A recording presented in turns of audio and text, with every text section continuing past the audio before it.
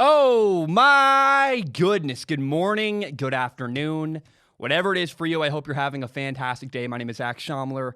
This is Strong Opinion Sports. Thank you so very much for tuning in. Today is, oh my God, it's like Sunday night. It's really Monday morning. It's 2:30 in the morning where I'm at.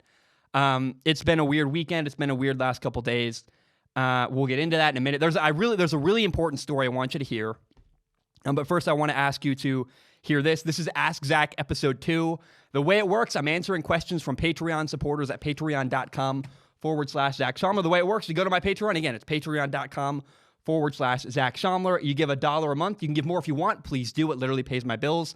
But $1 a month gives you access to submit questions on Patreon. You can send me a direct message or a comment on a post on Patreon.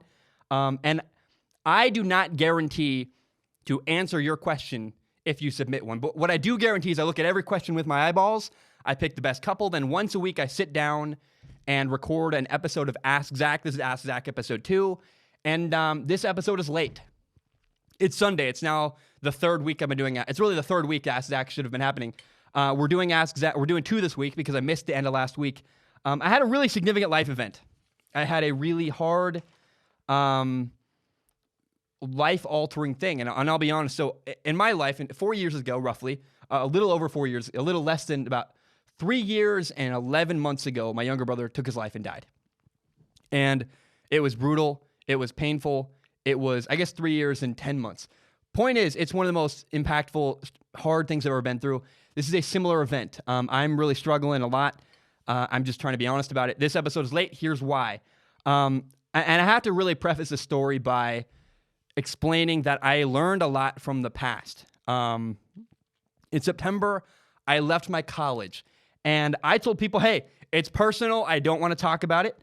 And for a lot of people, that wasn't good enough. And so because I gave no information about that at all, people started a lot of rumors. There was all kinds of speculation. There was a Reddit feed about it with like 40. It just, and I'm not on Reddit. I have no. People kept sending me. I don't know what goes on. I got a lot of crap about this thing, about why I left my college, and I had to deal with a lot of drama. And I just wanted it to be a private matter, and it was not. I lost control of that because I didn't give any information. So, if you've ever heard the phrase "nip it in the bud," I want to read what Google says about that phrase. When you Google "nip it in the bud," this is what comes up. It's to suppress or destroy something at an early stage. The reason for this is to remove a bud from a plant is to prevent a flower and fruit from forming. So if you were trying to remove a flower from having a flower grow, you'd nip it in the bud early and it would stop it from happening. It's preventative measures. And so I want to give some preventative measures for my personal life right now. My girlfriend and I just broke up. And I don't want rumors. I don't want speculation. I'm going to give a little bit of info. That's all I'm going to give. I hope that's enough. In fact, I want it to be enough. It was a mutual decision. She's an amazing person. It's, for me, very painful. It's very sad. For people who, some of the people who follow me on social media also follow her. And I ask you, please don't be disrespectful to her. Do not be disrespectful to her. She's a private person. She's a very good person. We were best friends for 5 years. So please be respectful. Leave her alone. Don't be mean to her. I want to say that. This episode is late because I've been struggling with a breakup, a really hard one that has been difficult for me. And so, again, I want to repeat, this is last week's episode of Ask Zach. It's a couple days late because I've just been having a hard time. And, the next episode of the show is going to be recorded on Tuesday. That's the episode where I'll talk about the 49ers and the Saints and the Ravens and the Bills and Drew Lock and Tom Brady and the Chiefs and what happened with the refs. I got a lot to say. We'll talk about the college football playoff. I'm recording that episode on Tuesday. I'm just giving myself time, and I'm taking my time, trying to heal, trying to do the best I can. I know that it's really hard, and this is advice for people. If you work in the creative field, understand that when you're grieving, it's hard to be creative. And it just takes longer to do everything because you don't feel quite right. You're really struggling. And so I'm just trying to be honest about that. That's a little bit of information. I want that to be enough. Like, I please, it's a private thing, and that's all I want to say. And just know I'm having a hard time, and I'm doing the very best I can. I want to start with a question from Liam. Liam writes in and says, do you think the air raid will work in the NFL?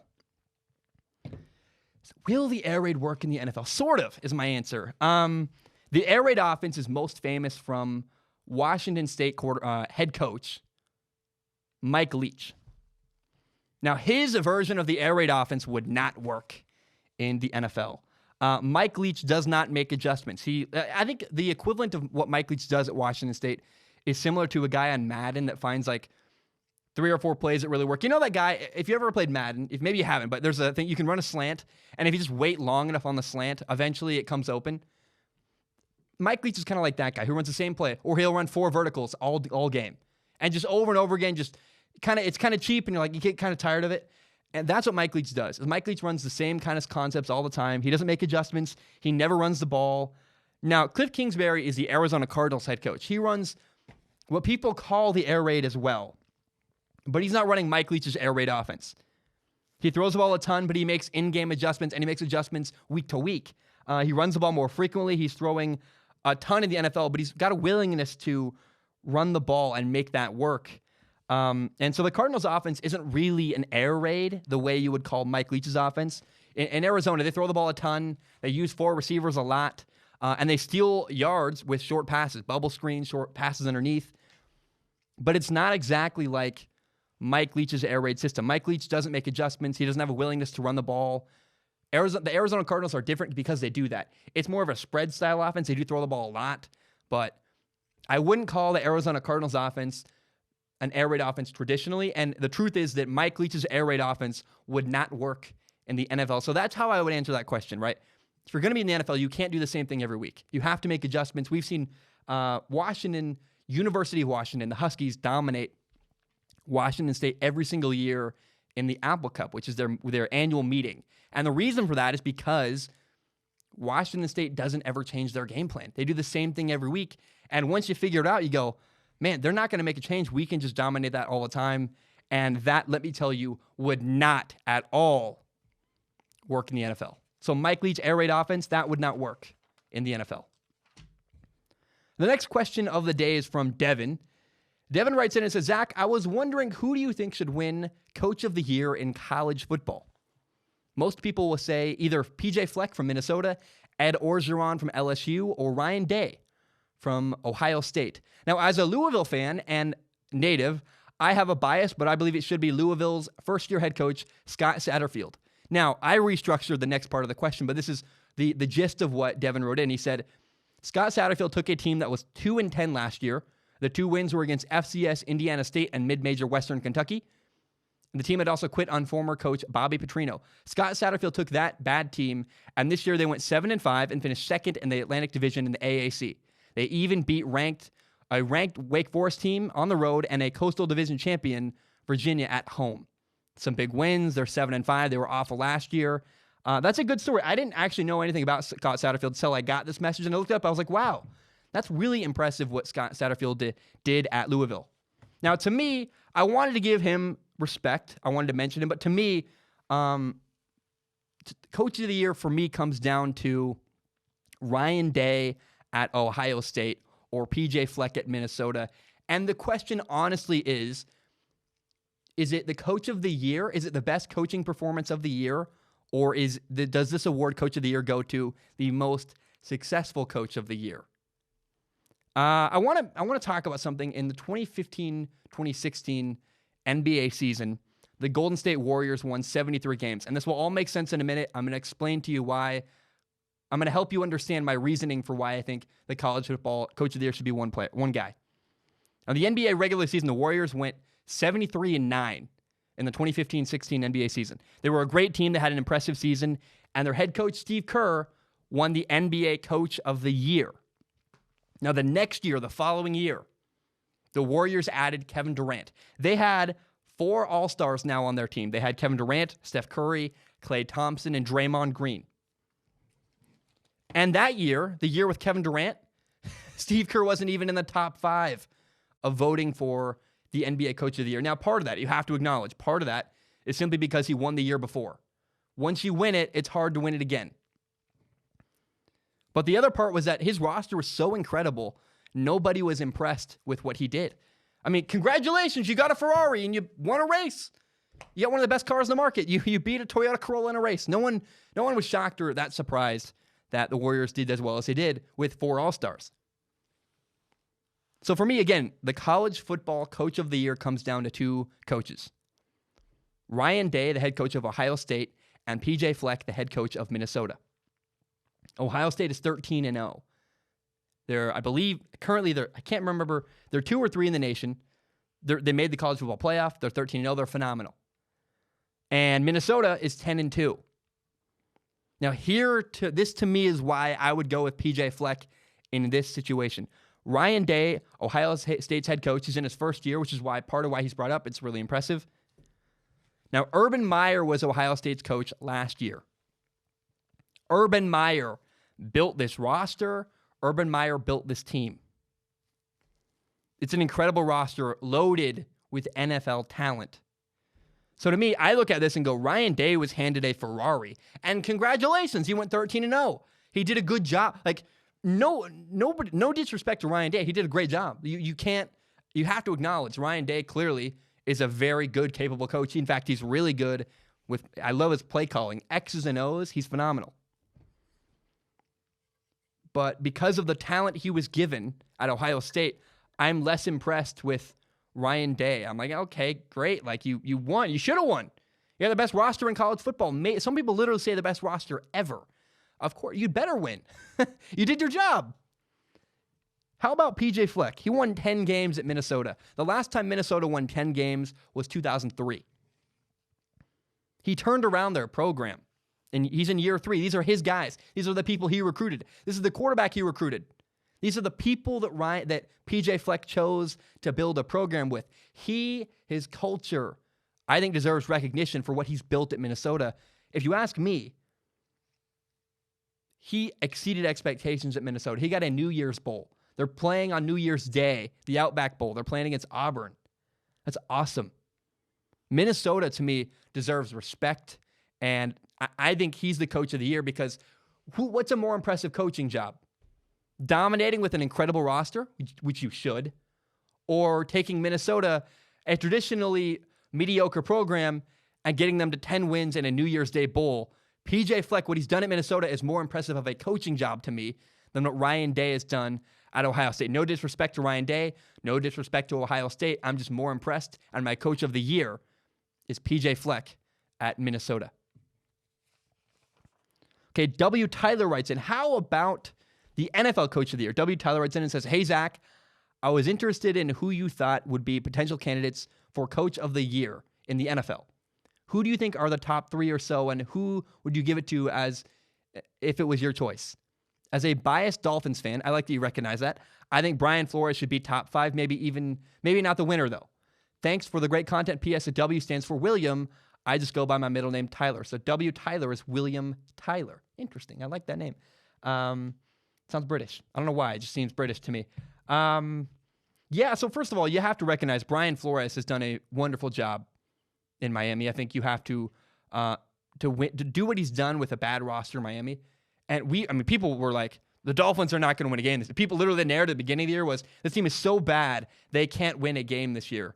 And because of coaching and because they've made, their team has gotten better throughout the year with coaching and guys being in the right spot and following assignments. The Dolphins have won a couple games this year, and that's got to be impressive. Like, okay, the Dolphins have the right guy. Now, that's not Coach of the Year worthy, though. You won 3 games, maybe 4 by the end of the year. That's not, Brian Flores isn't the Coach of the Year. And William didn't say that he should be either. Now, to me, Coach of the Year in the NFL comes down to 2 coaches. Either John Harbaugh, the head coach of the Baltimore Ravens, or Mike Tomlin, the head coach of the Pittsburgh Steelers. John Harbaugh with the Ravens has done a phenomenal job. The team is 11-2. And to me, what's so cool is not just the fact that he's a good coach and the culture, yada, yada, and the fact that he's winning again with a new group of players like he won years ago. To me, what's cool is that John Harbaugh had vision to embrace Lamar Jackson and said, this kid's special. And he saw what Lamar Jackson could become and gave the okay to build an offense around his skill set. To me, that's awesome. They went against the grain. They did something different with Lamar Jackson that's not really ever been done before by running the ball with their quarterback a lot, using play action. They have, 3 tight ends. Sometimes they have many, like 4 guys in the backfield. It's pretty impressive, and they're doing it differently than other teams have. And to me, that's really cool. And the vision of John Harbaugh to believe in Lamar Jackson when a lot of other people didn't is really cool to me. That deserves respect. I didn't even believe in Lamar Jackson at times. I was critical of him. I was wrong. I was stupid. John Harbaugh saw something I didn't see, other people didn't see. You got to recognize that's awesome. John Harbaugh's done a phenomenal job. Now, to me, though, the coach of the year in the NFL is Mike Tomlin. A guy, it's funny, they're in the same division even. Mike Tomlin, the Steelers head coach. I know I've been critical of him in the past. I can't recall exactly what I said, but I know at some point I've been critical of Mike Tomlin. This is the year that changed my outlook from, like, he's good to I have a new reverence for Mike Tomlin. He's phenomenal. I respect what he's done this year so much. You know, the start of the year, at the beginning of the year, the Steelers starting quarterback, Ben Roethlisberger, got hurt. He's out for the year. And so Mason Rudolph became the starter. He was a 3rd-round pick a couple years ago. Everybody believes Mason Rudolph is the next guy, so we're like, okay, great. We can find out how good is Mason Rudolph really. This is his chance to kind of grab Pittsburgh by the horn and say, this is my city. I'm here. I've arrived. And he didn't. He really played pretty mediocre to not great. But the Steelers, despite their having a middle to mediocre quarterback, found themselves in the playoff hunt. And week 12, really week 11 mid-game, but week 12, they went with a new starting quarterback, Devlin Hodges. And to me, you know, his name's Duck Hodges because he has a duck call story in the past. Look it up. It's amazing. The coaching aspect here with Mike Tomlin is the guts to bench the guy who is your franchise, the guy that Mason Rudolph, the guy that everybody believes is your next franchise quarterback, to bench Mason Rudolph for an undrafted rookie free agent Duck Hodges, to have the guts to do that and then win and do well, that's cool to me. That's a good coaching job. And then you got to also acknowledge, man, the Pittsburgh Steelers have had so many injuries this year. A lot of starters have been injured, hurt. Receiver Juju Smith-Schuster out. Running back James Conner out. Linemen, defensive ends, defensive backs, linebackers, players everywhere for the Steelers have been injured and out at parts of this year. I said defensive ends. I meant defensive backs. Excuse me. And yet, despite all the injuries, like multiple a week, many starters throughout different parts of the year gone. Massive holes in their roster on paper. Despite that, the Steelers right now are 8-5. They're in the playoff hunt right now. If the playoffs started today, they would actually be the 6th seed in the AFC playoff race, in the AFC playoffs just in general. And not to mention, you also have to acknowledge, Mike Tomlin has dealt with crap this year. They had an incident where they got into a fight with the Cleveland Browns. Myles Garrett hit Mason Rudolph over the head with a helmet. They had problems. It wasn't great. And the way that Mike Tomlin handled that chaos and then the other chaos with injuries and the quarterback situation and this and that, Mike Tomlin's ability to handle drama and chaos and still win games and keep the team focused through all of that is so impressive to me. And that is why he deserves a massive commendation and respect. To me, if people have doubted Mike Tomlin in the past, you can no longer do it again. Mike Tomlin right now is the NFL Coach of the Year. He's going to finish Coach of the Year to me, no matter what happens. I don't think he'll even make the playoffs. I still would give him Coach of the Year.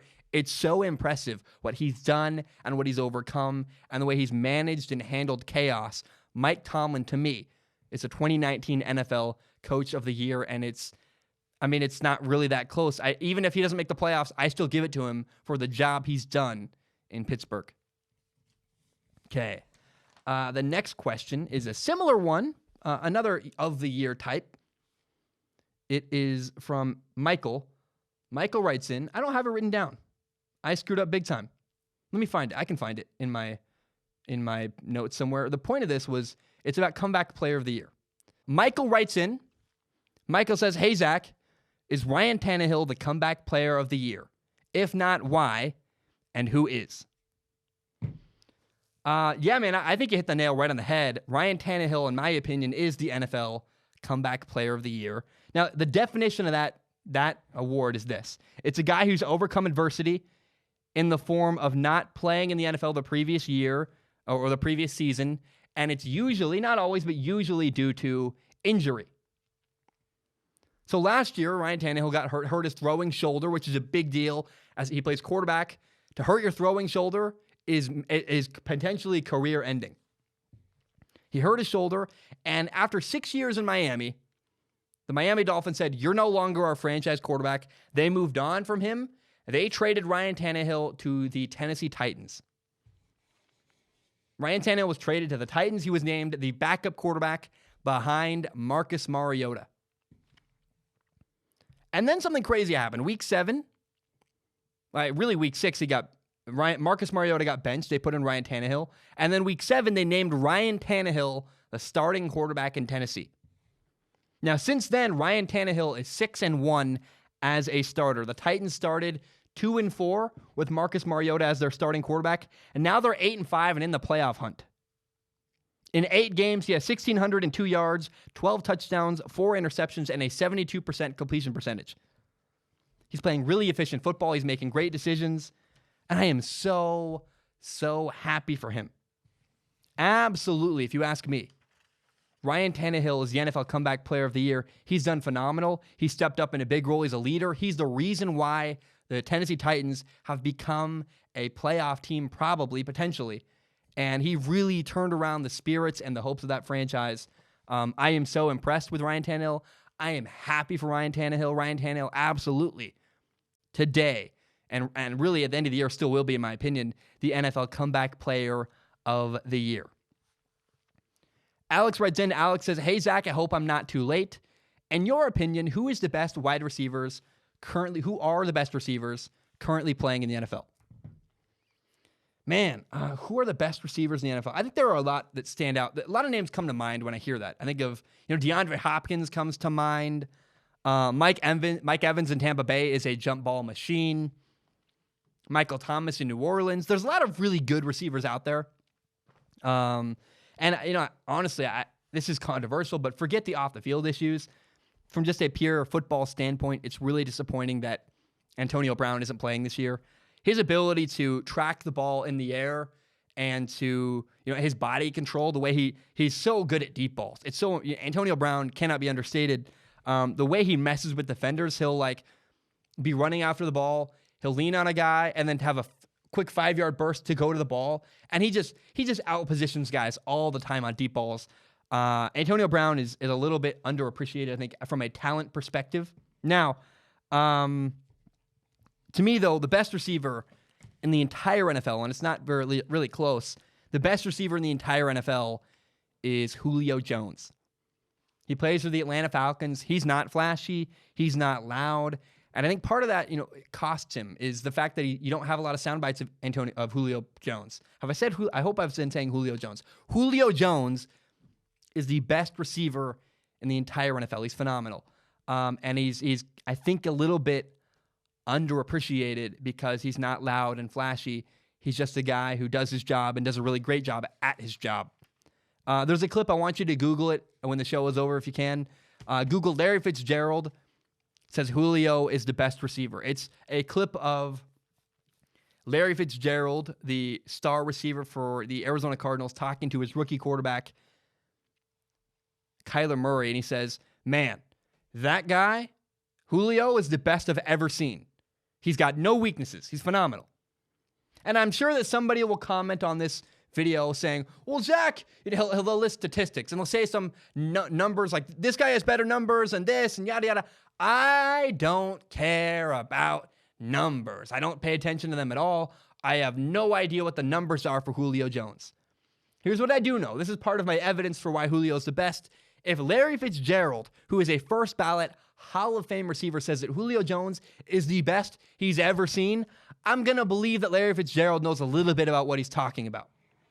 But for me, that's just evidence. I want you to watch Julio Jones. He runs incredible routes. He has amazing hands. He's really technical. He does all the little things that nobody appreciates. He gives tremendous effort. He's really smart. He's got speed. His hands are phenomenal. He's got tremendous technical skill.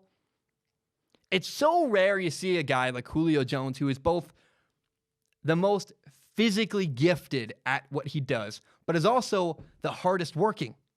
How often do you find a guy? Usually the story about anybody is wasted talent. if like Tom Brady's not the most talented, but he works the hardest. And Brett Favre was maybe the most talented, but he never did the work. There's a lot of guys, and often you hear stories about guys who get by with tremendous talent and never quite work as hard as they could. We all know a guy from high school who is so gifted physically who just didn't get after it in the weight room, or didn't do the footwork, or didn't know the playbook very well.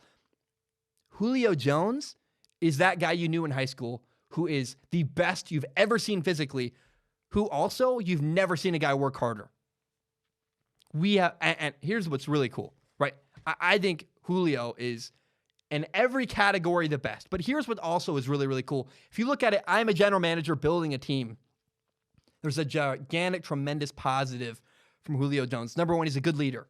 But number two, he never, ever, ever causes drama. The only time I've ever heard a headline about Julio Jones is one time he dropped an earring in a lake and he hired a diver to go get his earring. That doesn't hurt anybody. That's not even drama. That's just an interesting, weird story.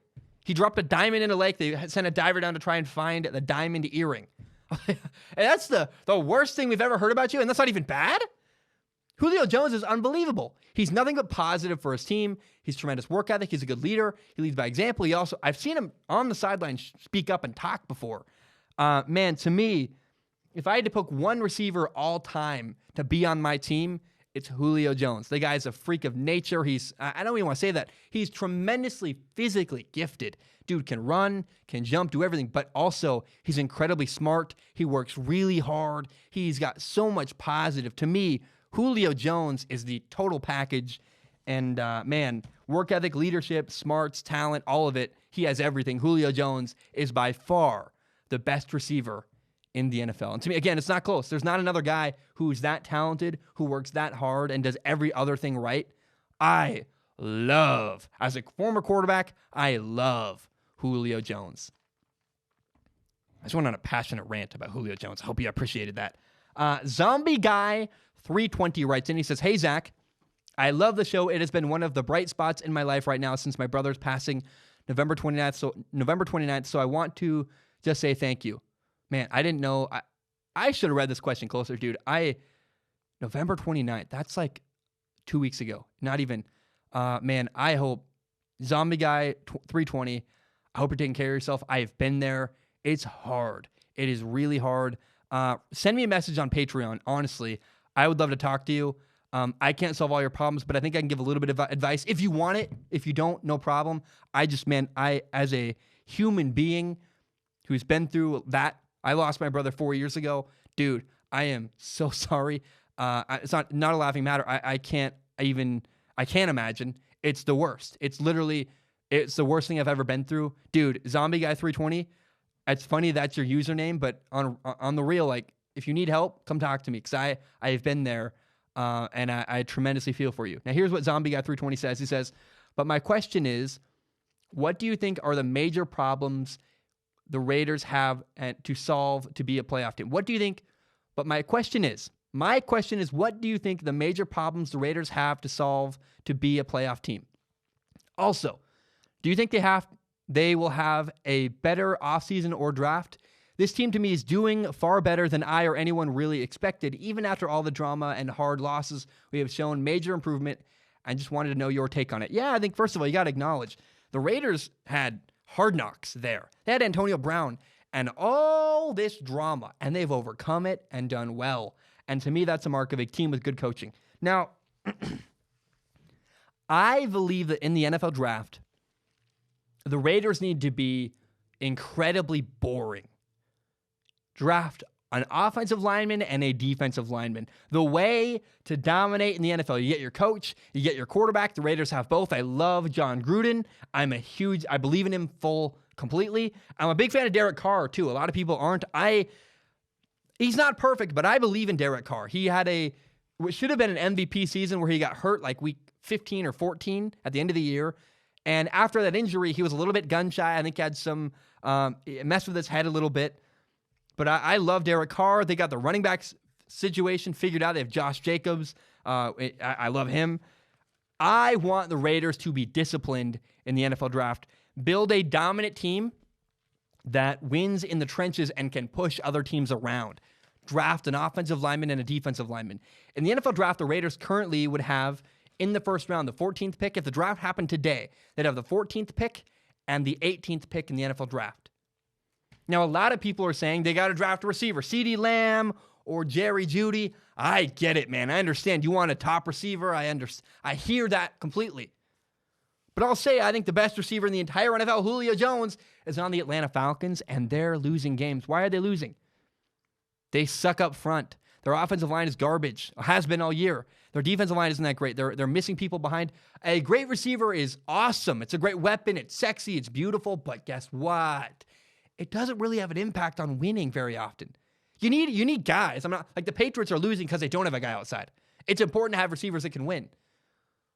But here's a great example. If it was the Patriots, how do you fix their offense? What's more important, an offensive line or receivers? The Patriots should fix their offensive line before they get receivers.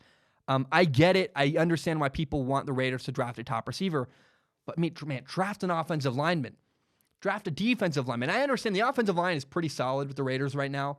Double down. Make it even better. Make yourself have a dominant NFL offensive line. That's how you win, in my opinion.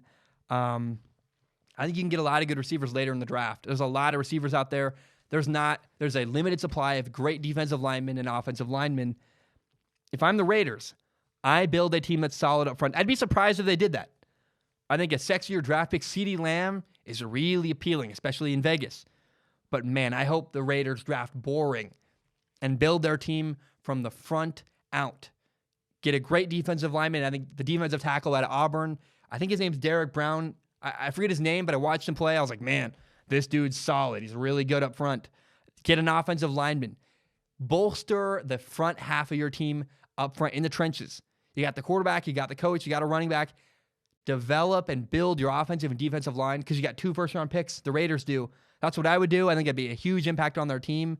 And that, to me, is how you win a Super Bowl. You win up front in the NFL first before you win outside at receiver, yada, yada. What would solve the Patriots' problems? Let's answer that. An offensive line would be more important for them than the receiver. That's what the Raiders should lean into, too. Please, if I'm the Raiders, I'm begging them. Be boring. Draft offensive line and defensive line. All right, Clutch God writes in. Clutch God says, hey, Zach, I hope I'm not too late. Everyone thinks they're late. No one's late. You can always send in questions for Ask Zach. Not football related, but I'm currently a senior in high school from Southern California who's considering some schools in the Pacific Northwest, Oregon and University of Portland to be specific. My question is, what are the best and worst parts of living in the Pacific Northwest? What should I or any other kid interested in the area expect when moving there? Thanks for making a great show. My shirt is on the way. P.S. My real name is Quinn. Clutch God. Quinn? I guess you could have led with my name is Quinn, but, and now I said Clutch God. We're going to lean into that. It's kind of funny. Like, Clutch God, hello. Moving to Portland, moving to the Northwest. I think the Northwest is awesome. Here's an important detail, though, is I live a very isolated life. I think I could live anywhere in the world and be relatively happy. All I need is an internet connection and not to think I'm going to die all the time. I don't think I could live in Miami. Hurricanes scare me. I don't think I could live somewhere like Oklahoma City where tornadoes happen all the time. I'm scared of natural disasters.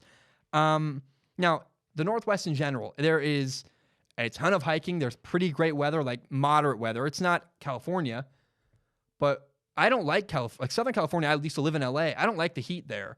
I live in the Portland area. The summer is not too hot ever, and the winter's never too cold. It gets cold. It even snows a little bit, like an inch or two, maybe half an inch sometimes, some winters. But for the most part, the Northwest just rains a lot. And not like heavy rain, like little wimpy rain. It mists or it drizzles. There's great hiking. There's no natural disasters. There's not really any earthquakes. There's no hurricanes. There's no tornadoes. I feel relatively safe in the Northwest. I'm not afraid that a hurricane is going to destroy my place I live. Now, there's one thing about the Northwest that's not for everyone. Again, it doesn't affect me, or I don't think it would bother me either. I don't care about other people in their lives. I don't. But I went to college here, and I went to college in Portland. I went to a very liberal arts college for football, Lewis and Clark. That was a weird, jarring experience for me. The Northwest is far more, I think the word is unorthodox, is the word I want to use there. There's a saying that is keep Portland weird. And I want to be clear, though, weird isn't for everyone. My friends in Dallas, for example, think about a person from Dallas, Texas. My friends in Dallas would hate Portland. I don't care. I get along with everybody, no matter where you're from. Yeah, I just don't. I love people, and if you bleed blood, I love you. But to me, I live alone. I never go out. I don't care at all what other people do. All I really care about are sports and hiking and going outside and being left alone. I really like being left alone. And I don't pick sides on very many things outside of sports, so I don't care about anything that goes on in the Northwest other than sports. And even that, the Northwest sports aren't that great, to be honest, so I follow national sports. But I will say, I think you should visit here, get a feel if you like, talk to some people, get a feel for the area if you're considering coming here.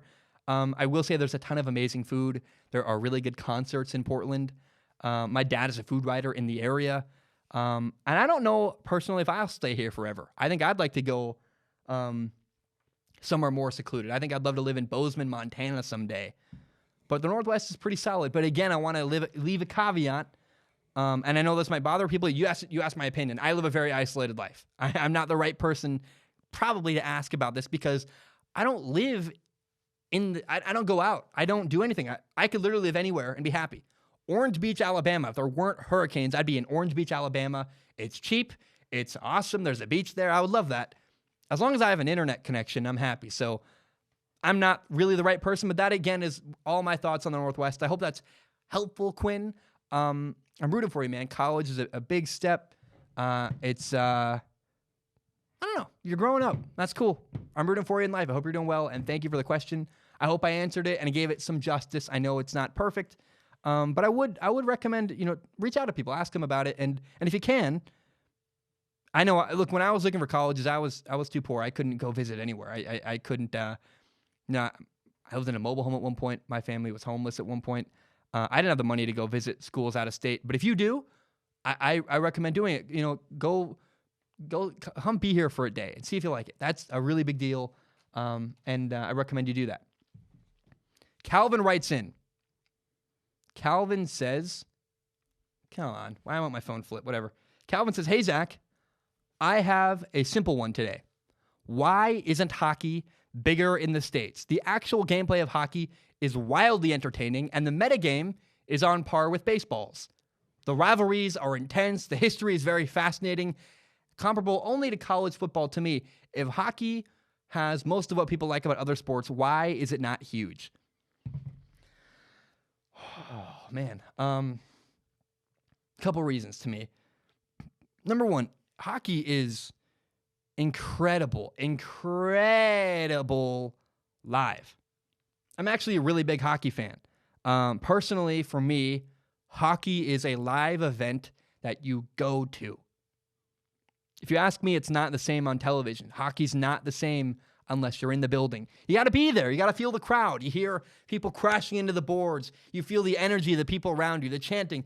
The total experience of hockey is unbelievable. I love it, man. I really, one of my dreams in life is to go to a Stanley Cup final because dude, I watched the Stanley Cup finals on TV this year. It was the Game 7 was in Boston, and the crowd in Boston was like, it wasn't the same. I knew that it's better in that building. I wanted to be there and part of that crowd in Boston where I don't have a care in the world who wins. I just want to feel that energy. I love that. And hockey has that feeling. When you're there, it's just unbelievable. Now, it doesn't translate well to television. And it's not tracking the puck. I know some people have a hard time tracking the puck when you watch hockey on TV. It's the whole experience. The magic that makes hockey great is being there, and you can't be there if you're on television, and it just doesn't translate well to TV. Now, I wonder if announcing was a little more relaxed. I mean, announcing makes the broadcasters make a huge difference. And if broadcasters are more casual and a little more conversational and use less jargon and try to make it more inclusive, maybe it'd be more interesting. I don't know. Maybe that makes people mad. But it's sad also, hockey it has star players, but it's not the same. There's no LeBron James. There's no Tom Brady, Peyton Manning. There's not a face I can recognize other than Sidney Crosby. I don't know if I think Sidney Crosby's out of the league, so I have no idea. And I wonder if more people told, if I knew what was going on in the NHL more, I think that might make me care more. And there's a weird cycle. Nobody watches because nobody knows the stories. The media doesn't cover it because nobody watches it, and nobody watches it because the media doesn't cover it. So hockey's kind of in this cycle where they're stuck. Honestly, it makes me think maybe I should start a weekly hockey set. Would that be cool to do a weekly hockey segment? Actually, I might enjoy that. Like trying to figure out every week, what are the biggest stories happening right now in hockey? How are the standings? I do that with the NBA too. Maybe that'd be fun. Just a once a week check-in. What's going on with hockey? I think I learn a lot more about the sport, and maybe people could learn with me. I could just bury it at the end of shows on Thursdays and say, hey, do you want to learn about hockey? Let's talk about it at the end of the show. I actually straight up, that'd be fun. So I'm just deciding on the fly. I'm going to do a weekly hockey. Okay, weekly hockey segment it is. We're going to do it. Expect that this week for the first time. Cool. I'll start figuring out about hockey, and we'll learn. And I have no idea how the playoff structure works. I don't know anything about it. So we'll have fun, and we'll learn hockey. You can learn hockey with me. Maybe if I cover it, I'll definitely be more interested if I know what's going on. So hockey it is. We're in. Aiden writes in. Aiden talks about Michigan football. Aiden says, hi, Zach. I'm a Michigan fan, and I'm actually very proud of the way the boys played against Ohio State on Saturday. But my question is, will Michigan always be a second-tier program? They're always behind Ohio State, Penn State, and other powers in the country, and I don't think they will ever be able to get to that next tier. Keep up the good work, Aiden. Here's the truth about Michigan football. They're more similar to Stanford than they are similar to Ohio State. They just lost to Ohio State. There's a lot to unpack here, first of all. Number one, they lost to Ohio State the other day, a week and a half ago now. 56-20, maybe 2 weeks ago now. 56-27 is what they lost to Ohio State. And all things considered, that's not terrible. A lot of people consider Ohio State to be the best team in 20 years, maybe longer in college football. And all around, Ohio State is a better program than Michigan. They're a bigger brand. That's where high school football players that want to play in the NFL go. There's a couple schools. If you're a top recruit in college, in high school, and your goal is to play in the NFL, you don't care about competition, you know you're one of the best in your position, you're going to walk into a spot and eventually be a starter at that program, you probably pick Clemson, Alabama, or Ohio State because that's where NFL players go to get on their way to the NFL. So Ohio State's a bigger brand. Right, it's Ohio State, LSU, Alabama, and then a smattering of other programs and other schools. But the bigger deal with Michigan is that academic standards hurt Michigan. First of all, getting guys to be accepted into the school is tough. You're limited by the grade point average. It's hard to get guys into Michigan football. They're more limited than other schools are because their standards and expectations are higher for their students. It's also a rigorous school. If I'm a student athlete and I can go to Michigan or Ohio State, and I know that at Michigan my classes are going to be really tough, I'm going to have a ton of homework. Literally, the classes are going to be harder, and it's going to be more strain on me and more difficult to focus on football. Would you want to go to Michigan when you can have an easier life and go to another program and focus more on football? It's a hard sell. The fact that Jim Harbaugh, the head coach of Michigan, consistently wins 10 games a year at Michigan, when you recognize that Michigan has really tough academic standards and they're more like Stanford than they are like Ohio State, I think you got to give Jim Harbaugh more slack. Nobody really understands that it's not just getting guys into the school. You're also you got more going on. I went to a really tough academic school my freshman year of college and played football. And it's so hard when you have a ton of homework and you got to go to practice and weights and this. It's a lot. And it makes it more difficult to be a student athlete when you got all that going on. And because of academic standards, it makes it hard for schools it makes it hard for Michigan, particularly Michigan, to compete with schools like Ohio State that has still good programs at Ohio State, but they're not as rigorous and the standards aren't quite as high. And so, aside from Ohio State, you got to recognize that Michigan still mostly dominates the Big Ten. And I think because of all that, everything I just said, I think truthfully, people got to appreciate Jim Harbaugh more. He's done an incredible job at Michigan. I think you got to just say, look, he's doing the best he can. And I think Michigan's standards and their expectations are a little bit skewed and crazy if they think they're going to be Alabama or Clemson or Ohio State. It's just not going to happen in that program. It's not possible, I don't think, with what they have and the academic standards they have in place at Michigan. Okay, Patrick writes in. Patrick says, "Hi, Zach. What do you think about the Chiefs this year? You didn't mention them as a Super Bowl tier team last episode, and I'm not salty about that, but I wonder how far do you think they can get in the playoffs?" So yeah, I made a video the other day about the 5 teams. I said one of these 5 teams is going to win the Super Bowl. I said the Ravens, the Seahawks, the 49ers, the Saints, or the Patriots. And I put the Patriots in not as a joke, but kind of as a, look, it's the Patriots. It's Tom Brady. It's Bill Belichick. Are you really comfortable counting them out? No matter how they look right now, I'm not. And it's really only because of their name, like mostly just because of their name brand. They're not playing great football. They're 10-3, but like the reason why I put the Patriots on the list was because it's the Patriots. Now go down the list. Other than the Patriots, look at, the Ravens or the Chiefs. I go the Ravens. Okay, well, the 49ers or the Chiefs. I go the 49ers. The Saints or the Chiefs. Who's better? The Saints. Okay, the Seahawks or the Chiefs. It's really close. I think that I go with the Seahawks. And so I don't have anything against the Kansas City Chiefs. I think the Seattle Seahawks and the Kansas City Chiefs have a very similar issue. And I just think it's a bigger problem in Kansas City. The Chiefs have an incredible quarterback, Patrick Mahomes. But he's their team. He's their entire team for the most part. And I do not trust Kansas City's defense, especially not compared to the Ravens or the Saints or the 49ers or even the Seahawks. And I believe the Chiefs are going to have a deep playoff run. They will. They're really good, and they have a great quarterback. But at some point, whether it's in the championship game or maybe even the Super Bowl, I just don't think they can win the Super Bowl. At some point, their issues on defense are going to catch up with them. I mean, the defense in Kansas City has been really hit or miss all year, and you cannot afford to have a miss in the playoffs. I think they will at some point have a miss, and it's going to cost them.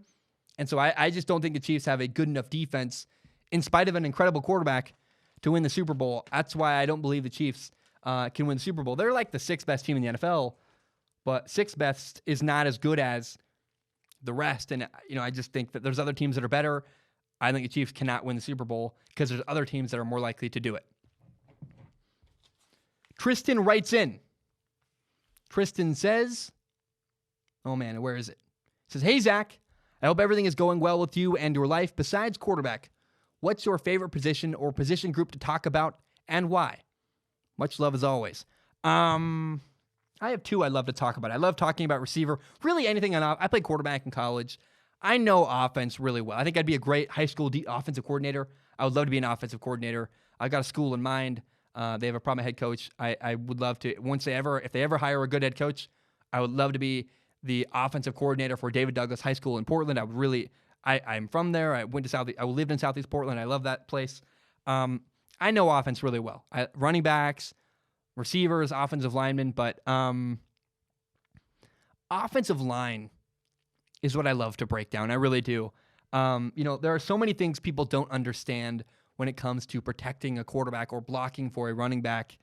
It'll often look like one guy screwed up when in reality it was the guy next to him, or it was the quarterback who made a mistake, who didn't understand that, hey, 8 guys are blitzing, you can't hold on to the ball. Or there's all kinds of factors, and it's not a lot of people understand how an offensive line works. I think I do. And so it's really fun to explain that and to break it down. So much goes into blocking.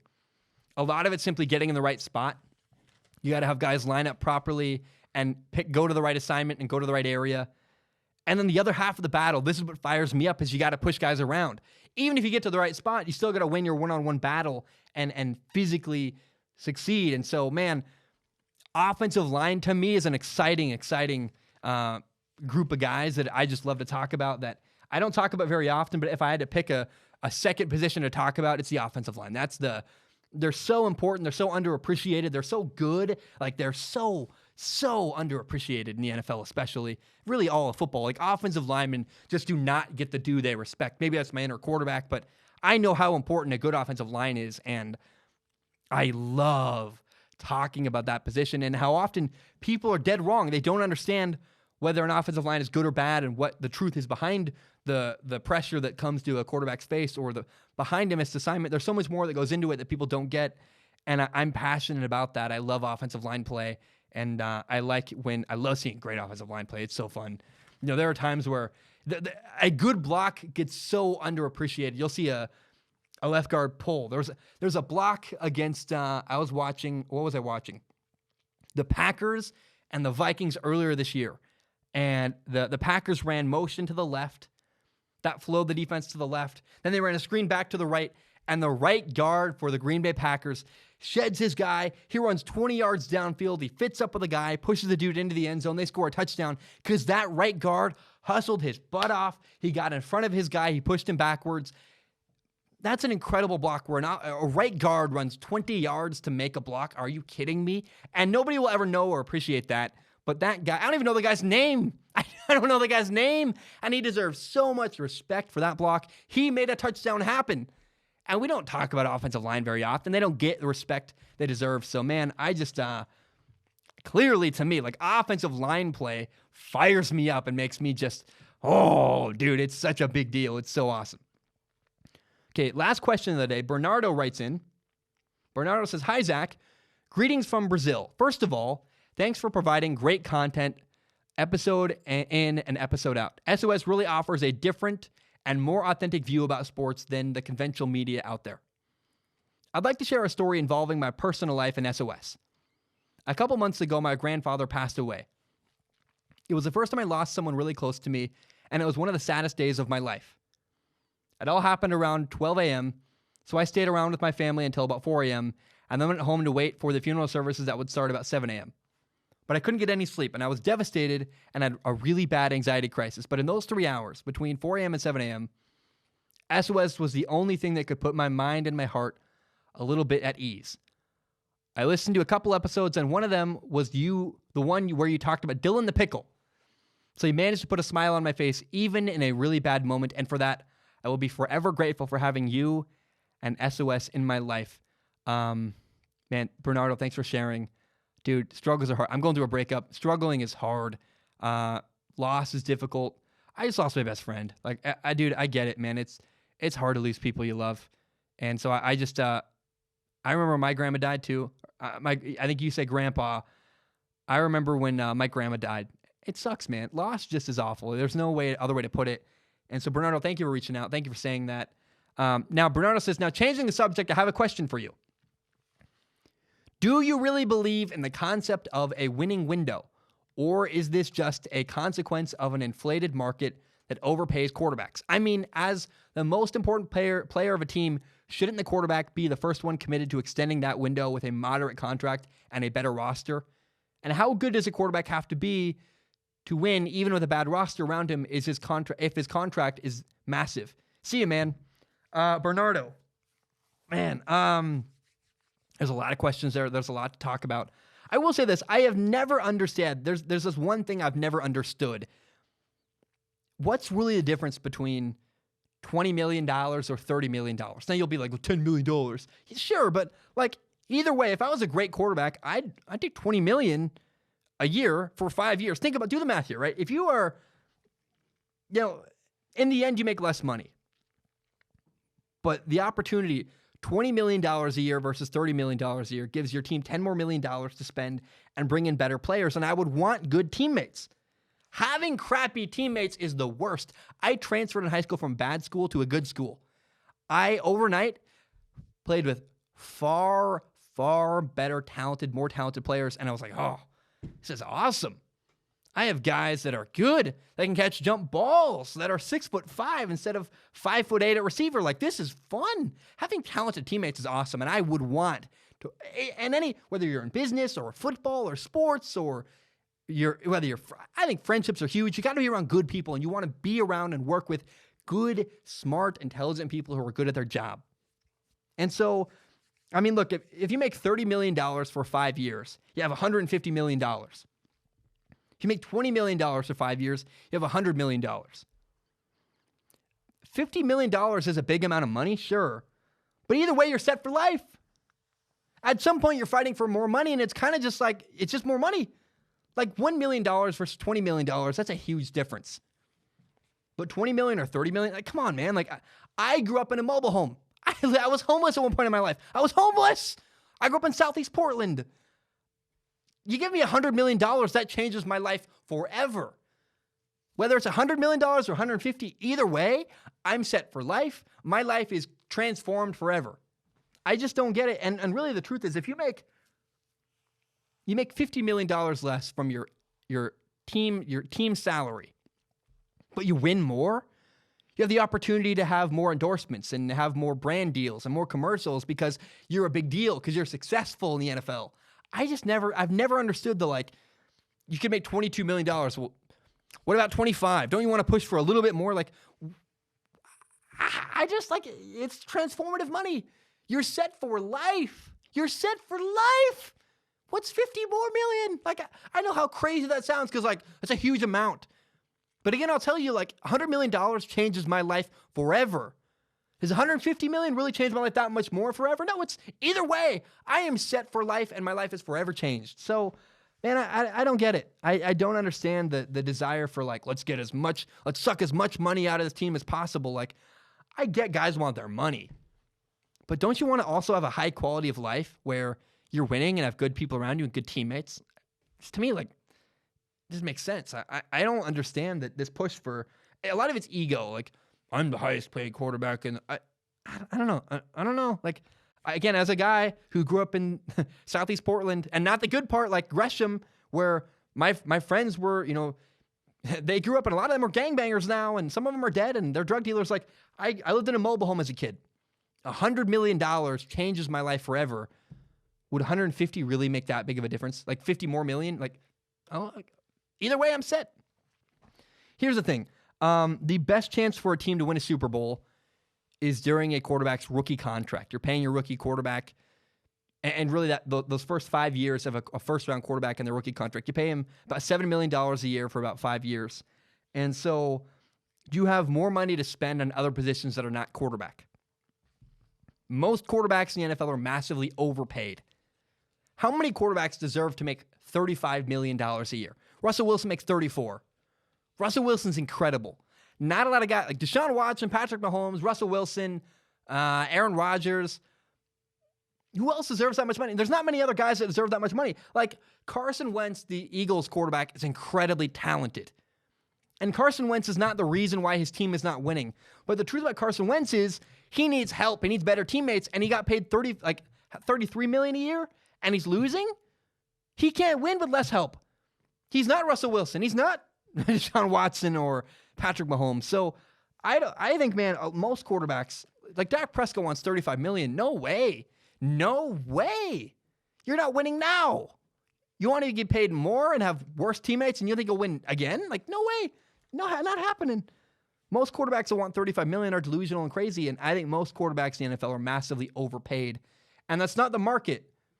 That's not the market for Russell Wilson is not the same as the market for Dak Prescott. I don't care. They're not the same level of talent. So that's my whole take on financially and quarterbacks and all that stuff. Yeah, it's better if your quarterback makes less money because you can get him better teammates.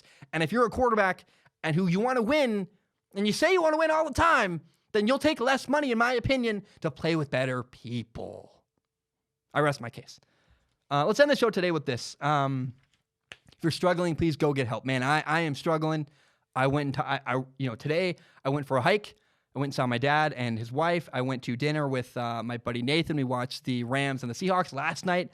I got dinner with my friend Russell. I'm having a hard time, and I've reached out to the people in my life and said, hey, I love you. I need your support. I need to talk to you, and I've been doing that. And so I encourage you, if you're struggling, go get help. About 4 years ago now, little less than 4 years ago, my younger brother took his life, and it was the worst thing I've ever been through. And my younger brother did not go get help. No, he never told anybody he was struggling. One day I walked into his bedroom, found him dead on the floor. That was it. That's painful. Do not suffer in silence. I really am begging you, if you're struggling, go get help. The suicide hotline is 1-800-273-8255, 1-800-273-8255. The suicide issue in America is a big deal. In the world, like, just suicide's awful. My brother died that way. It's terrible. And here's the other thing. Make sure that people in your life know how much you love them. I called my brother tonight. My little brother Zeke is awesome. He goes to Humboldt State in California. We talked for about an hour, and it was great. And I told him, I ended the phone call, hey, man, I love you. I'm proud of you. You're awesome. Tell the people in your life you love them. Make it clear to them how much you care about them, and just be on it. Like, don't be afraid to have real conversations, and don't be afraid to talk about more than sports and movies and yada, yada. Don't be afraid to be honest and genuine. And I'm begging you, please, tell the people in your life you love them, and don't be afraid to go with a little more depth and have a conversation more than that's with more depth and meaning than sports or movies or video games. Guys, my name is Zach Schaumler. Thank you so very much. If you're struggling, go get help. I hope you have a great day, and we'll see you at some point on Tuesday for the next episode of Strong Opinion Sports. Thank you so very much. I'm trying not to be a wreck. This episode was really hard. It's my first episode since my girlfriend and I broke up, and that's just it's a painful, tremendous, painful loss. And so I'm doing the best I can. I appreciate your patience and support. And I will say also, it's a little late now, I guess, but this entire episode has timestamps. I've worked really hard to make this a good experience for people on YouTube if you want to watch this episode. And I hope you have a great day. Ba-dum-bum, bam, we are done.